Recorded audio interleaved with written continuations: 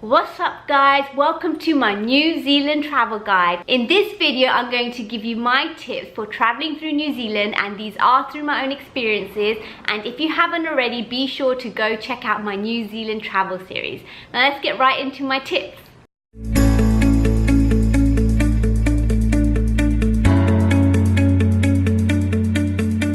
My first tip for you guys is to travel the country using a vehicle of some sort, whether it's a car or a camping van. I do believe that you won't experience the beauty of the country unless you actually drive through it. It is easy to get flights from place to place. In my experience, I found the true beauty of New Zealand when we were road tripping through the North Island, but we did catch a flight out of convenience and lack of time to the South Island and then rented a car from there. My second tip for you guys is going to be book your car rentals or your camper vans in advance, because they are quite expensive in comparison to the US and the UK. Use a price comparison site if you can. I tend to use skyscanner.com, but I know there are many price comparison sites out there, but that's just one of my favorites. We did find a good few deals, and definitely don't book them last minute, because as I said, this is one thing in New Zealand that I found are quite pricey. And often when you book through a big company, you can take the add-on insurance when you book your car rental, rather than taking out the insurance when you pick up your vehicle, because again, it's probably more expensive to get your insurance at the place you pick up your vehicle than to buy it online when you do book your car. My third tip for you guys is going to be, don't book your Queenstown excursions in advance, I would say, because all the excursions are very weather dependent, as we found out. We decided not to book any Queenstown excursions in advance because we wanted more flexibility with our time. Now, we booked paragliding on the whim. We knew we wanted to go paragliding, so as soon as we arrived in Queenstown, we found out if they had any spaces available, and they did. They had quite a few spaces available, and at that time the weather was fine and it was clear. So don't book your Queenstown excursions before you go. That will be my tip number 3 for you guys. Since we're on the topic of Queenstown, my tip number 4 for you guys is going to be, try to see alternative places to do your excursions if you want to save money. Queenstown excursions are very expensive. So for example, we went whitewater rafting in Rotorua just because we wanted to experience the 30-foot drop. It's the largest commercial waterfall drop in the entire world, and we wanted to experience that. But if you compare the rafting in Rotorua price to the Queenstown price, it's more expensive in Queenstown. You probably get a better experience in Rotorua for that specific activity. Now that's just an example, but if you are going to Queenstown, be prepared to spend a lot of money on activities. You can save your money for those activities, but then you can also get them cheaper elsewhere, just like the whitewater rafting. Now, we ended up spending 3 whole days in Auckland, and I would highly recommend, if you do want to experience Auckland and you just want to do the city, that's not doing any day excursions, like you can do day excursions to some of the islands close to Auckland. If you are solely doing Auckland, I would recommend just having a whole day. You could do the whole city on foot in an entire day, and we did actually do that.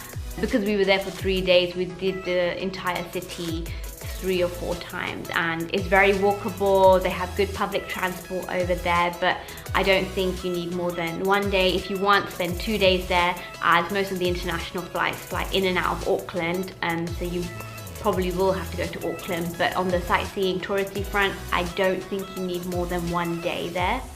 My tip number 6 for you guys is going to be, experience staying in nature.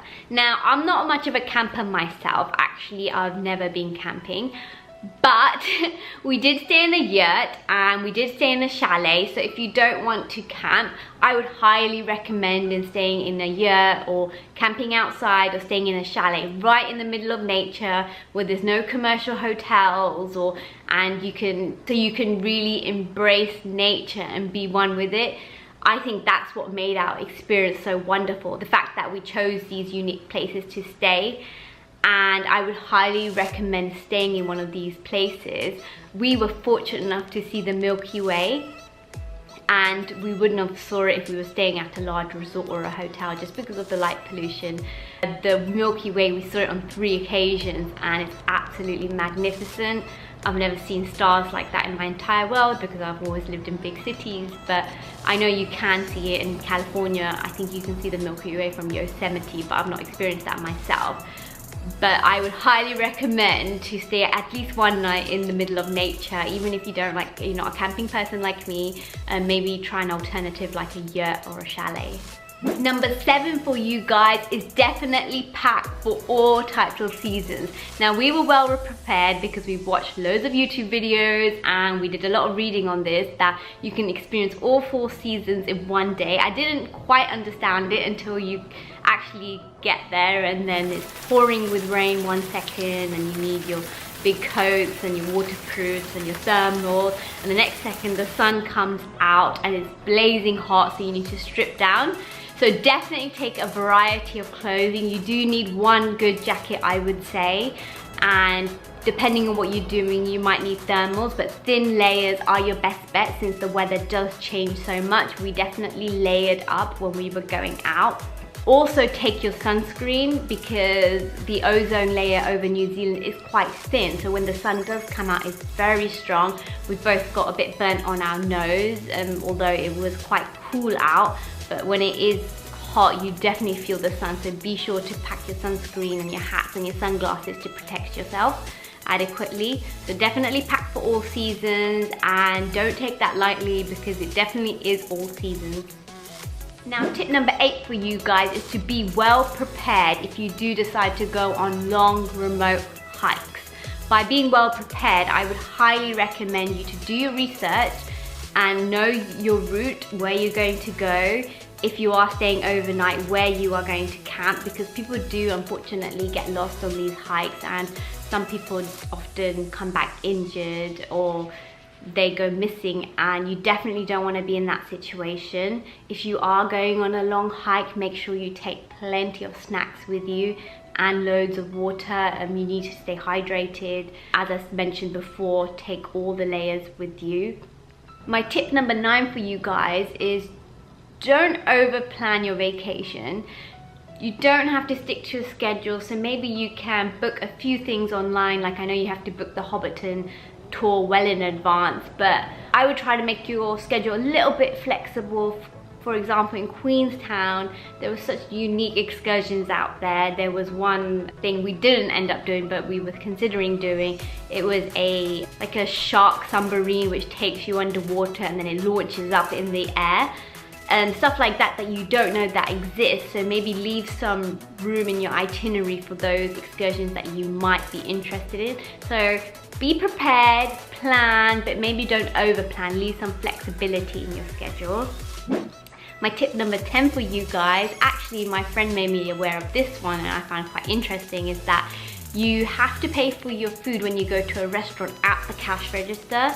I know in the UK and the US and most countries around the world, you put your card in the envelope or bill, you pay at your table, but you don't pay at your table in New Zealand. And just be aware when you do go to a restaurant, don't be waiting to pay for your food when you're at the table. You have to go to the cash register and pay for your food. It's not really a hassle because instead of waiting around for the waiter and you want to leave, you just pay for your food and then you just leave. But you still do get table service over there.